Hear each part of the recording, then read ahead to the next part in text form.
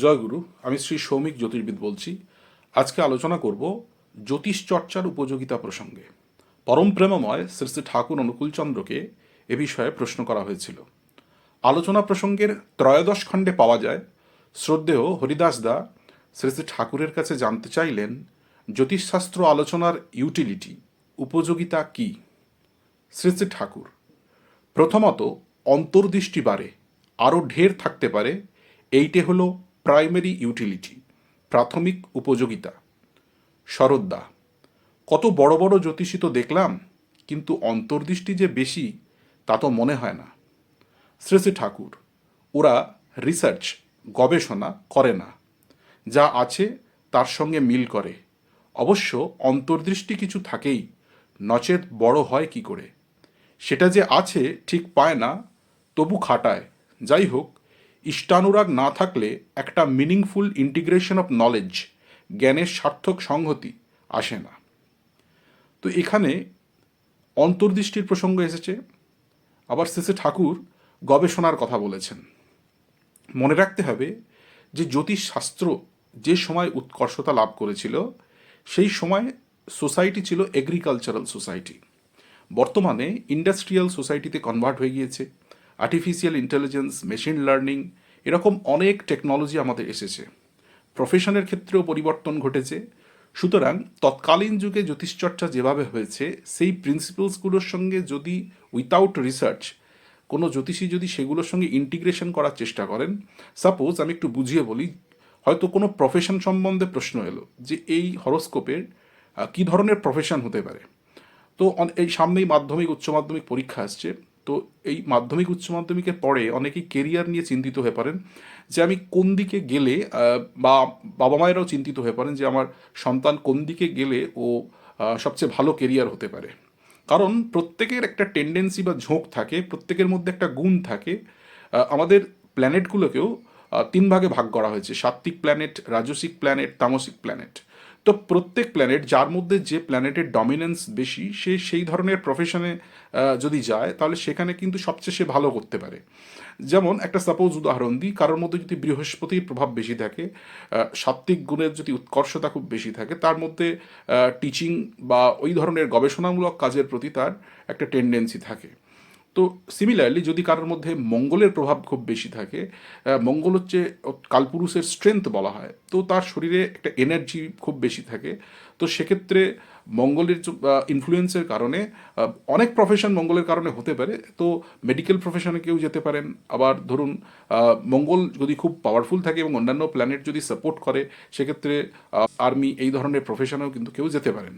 তো এখানে আমাদের বুঝতে হবে যে এই যে রিসার্চ ওরিয়েন্টেড ব্যাপার, শ্রী শ্রী ঠাকুর যে রিসার্চের কথা বলেছেন, যে এই রিসার্চ যদি না করা হয়, তাহলে কিন্তু এই যে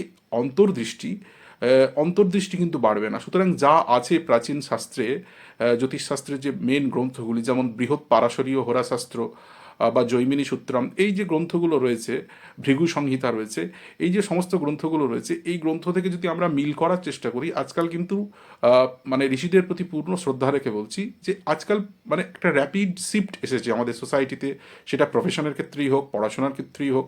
নতুন নতুন সাবজেক্ট এসছে। আগে শুধু বায়োলজি ছিল, এখন মাইক্রোবায়োলজি হচ্ছে, অনেক রকম নতুন নতুন সাবজেক্টস এসছে।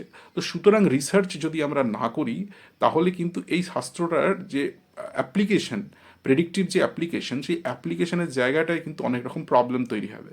তো শ্রী শ্রী ঠাকুর সুন্দরভাবে যে গবেষণামূলক জ্যোতিষের ওপর তিনি কিন্তু গুরুত্ব আরোপ করেছেন।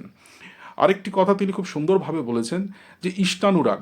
অনেক ক্ষেত্রেই আমরা দেখি যে অনেকেই এই শাস্ত্রের প্রতি ইন্টারেস্টেড হয়ে পড়েন, কিছুদিন চর্চা শুরু করলেন, তারপরে কিন্তু আর করলেন না, এরকম দেখা যায়।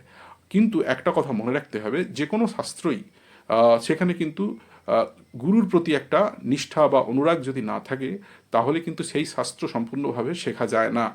জ্যোতিষ তো একদমই শেখা যায় না। তার কারণ হচ্ছে জ্যোতিষ হচ্ছে গুরুমুখী বিদ্যা। এবং প্রাচীন যে গ্রন্থগুলো আমাদের জ্যোতিষশাস্ত্রীয় যে গ্রন্থ, যেমন বৃহৎ পারাশরীয় হোরাশাস্ত্র বা বৃহৎ জাতক, এই সমস্ত গ্রন্থ রয়েছে যেগুলো, যে একজন মানে জ্যোতিষ জগতের একজন ছাত্র যিনি জ্যোতিষ জগতে প্রবেশ করবেন, তার কি কি গুণাবলী তার মধ্যে থাকা প্রয়োজন। সবাই কিন্তু জ্যোতিষী হতে পারেন না। যদিও আজকাল দেখা যাচ্ছে যে প্রচুর জ্যোতিষ জগতে অনেকেই আসছেন, ওয়েলকাম, খুব ভালো। কিন্তু একটা কথা মনে রাখতে হবে যে জ্যোতিষ কিন্তু একটা গাইডেন্স প্রোভাইড করতে পারে। এটা অনেকটা আগেকার দিনে যেমন মাঝ সমুদ্রের নাবিকরা কম্পাসের সাহায্যে দিক নির্ণয় করতেন, সেই রকমভাবে এই জ্যোতিষশাস্ত্র কিন্তু দিশা দেখাতে পারে।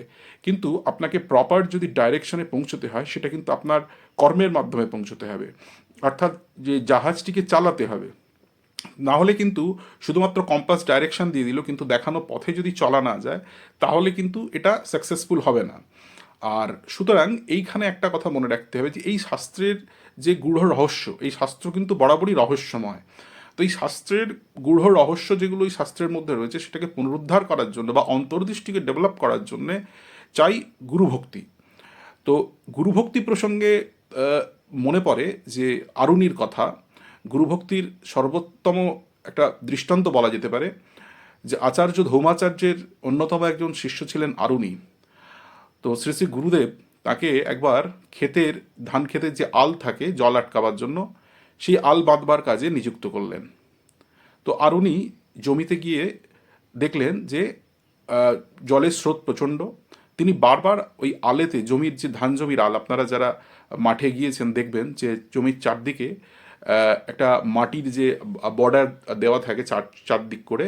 তো সেই মাটির যে বর্ডার, সেটা হচ্ছে জল আটকাবার কাছে ব্যবহার হয় বা সেচ কার্যে নানা রকম কাজে ব্যবহার হয়।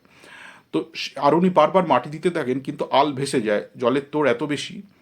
তখন উপায় আর না পেয়ে আরুণি গুরুর আজ্ঞা পালনের জন্য নিজেই শুয়ে পড়েন আলের ধারে, যাতে জল আটকানো যায়। এইভাবে সারা দিন আরুণি শুয়ে রইলেন, যতটা পারলেন প্রাণপণে চেষ্টা করে জল কিছু আটকাবার চেষ্টা করলেন। এদিকে সূর্য ডুবে যায়, সন্ধ্যা হয়ে যায়। আচার্য ধৌম তিনি আরুণিকে দেখতে না পেয়ে শিষ্যসহ মাঠে গেলেন এবং ডাকতে থাকলেন, আরুণি, ও আরুণি। আরুণি তখনও কিন্তু কর্তব্যে অবিচল। তিনি শুয়ে থাকা অবস্থাতেই গুরুদেবকে সাড়া দিলেন যে আমি গুরুদেব, আমি এখানে। তখন শ্রী শ্রী গুরুদেব আরুণিকে ওই অবস্থায় দেখে অবাক হয়ে গেলেন। আরুণি তখন সমস্ত বৃত্তান্ত আচার্য ধৌমকে খুলে বললেন যে এই কারণে আমি এখানে শুয়ে আছি। তো আরুণির মুখ থেকে এই কথা শুনে আচার্য ধৌম অত্যন্ত প্রীত হলেন এবং তিনি আরুণিকে আশীর্বাদ করলেন যে ইষ্ট স্বার্থই যার স্বার্থ, সমস্ত স্বার্থের ঊর্ধ্বে উঠে যিনি গুরুর আজ্ঞা পালনের জন্য সমস্ত কর্তব্য, সমস্ত নিজের কষ্ট দুঃখ সহ্য করার মতো ক্ষমতা যার মধ্যে রয়েছে এবং গুরুর স্বার্থকে রক্ষা করার জন্য যে সদাতৎপর, এহেন শিষ্য সর্বজ্ঞান অধিগত করতে পারে। তুমি সমস্ত জ্ঞানই তোমার অধিগত হবে আরুণি। এই বলে আরুণিকে আশীর্বাদ দিলেন আচার্য ধৌম। আরও এক শিষ্য ছিলেন আচার্য ধৌমের, তার নাম উপমন্যু। তো তাকে তিনি গোপালন কার্যে নিযুক্ত করেছিলেন। তো একদিন উপমন্যুকে হৃষ্টপুষ্ট দেখে আচার্য ধৌম জিজ্ঞাসা করলেন, উপমন্যু, তুমি কি আহার করো যে তুমি এত হৃষ্টপুষ্ট? আগে গুরুদেব, আমি ভিক্ষা করে যা পাই আমি তাই আহার করি। তখন আচার্য ধৌম বললেন, ভিক্ষান্নে তো গুরুদেবের অধিকার, তুমি ভিক্ষান্ন নিজে না খেয়ে আমাকে প্রদান করো। তো শিষ্য তাই করলেন। তারপরে আবার কিছুদিন পরে উপমন্যুকে তিনি ডেকে পাঠালেন। উপমন্যুকে বললেন যে উপমন্যু, এখন তুমি তাহলে কি ভক্ষণ করছো? বললেন, শ্রী শ্রী গুরুদেব, আমি প্রথম ভিক্ষা করে যা পাই সেটা আপনার জন্য তুলে রেখে আমি তারপরে যা পাই সেটা আমি ভক্ষণ করি। তখন আচার্য ধৌম বললেন, এটা তো ঠিক হচ্ছে না উপমন্যু, তুমি বারবার ভিক্ষা করছো, অন্যান্য ভিক্ষুকদেরও এতে অসুবিধা হতে পারে, তুমি যা পাবে সেটা আমাকেই দেবে। যথা আজ্ঞা। উপমন্যু গুরুর আজ্ঞা মাথায় নিয়ে চললেন। আবার কিছুদিন পরে আবার উপমন্যুকে তিনি ডেকে পাঠালেন। উপমন্যু, এখন তুমি কি খাচ্ছ? না, আমি গোদুগ্ধ পান করে আমি জীবন রক্ষা করছি। বলছে, না, গোদুগ্ধ এইভাবে খেও না, কারণ বাছুরের অসুবিধা হতে পারে। যথা আজ্ঞা গুরুদেব। তো উপমন্যু চলে গেলেন। আবার কিছুদিন পরে উপমন্যুকে ডেকে পাঠালেন আচার্য ধৌম। জিজ্ঞাসা করলেন, উপমন্যু, এখন তাহলে তুমি কিভাবে বেঁচে আছো? না আজ্ঞা, যখন গরুর দুগ্ধ নিষ্কাশন করা হয়, যে ফেনা উৎপন্ন হয়, সেই ফেনা খেয়ে আমি বেঁচে আছি। বললেন, না, এটাও তুমি খেও না, তার কারণ তোমাকে দেখে অনুকম্পায় হয়তো গাভী অতিরিক্ত ফেনা নিষ্কাশন করে, এটাতে তাদের ক্ষতি হতে পারে, এটাও তুমি খেও না। এইভাবে উপমন্যুর সমস্ত খাওয়ার রাস্তাগুলো বন্ধ হয়ে গেল। তা তিনি ভাবলেন, ঠিক আছে, গুরুদেব যখন বলেছেন গুরুর আজ্ঞা আমি পালন করি, আমাকে তিনি তো গোচারণে নিযুক্ত করেছেন, তো আমি গোচারণের কাজেই যাই। তো মাঠে তিনি গাভী নিয়ে গেলেন। একদিন অত্যন্ত এত ক্ষুধা পেল, যে তিনি আর থাকতে পারলেন না, কয়েকটা গাছের আকন্দ পাতা চিবিয়ে খেলেন, এবং এই আকন্দ পাতা খাওয়ার সঙ্গে সঙ্গে উপমন্যুর চোখ অন্ধ হয়ে যায়, তারপরে একটি কুয়োয় পড়ে যায়। তা এরকম রাত হয়ে যাচ্ছে, যখন উপমন্যু ফিরে এলো না, তখন আচার্য ধৌম তিনি শিষ্যদের নিয়ে বেরোলেন উপমন্যুর খোঁজে। খুঁজতে খুঁজতে খুঁজতে খুঁজতে একটি বনের কাছে এসে তিনি উপমন্যুকে ডাকতে থাকলেন।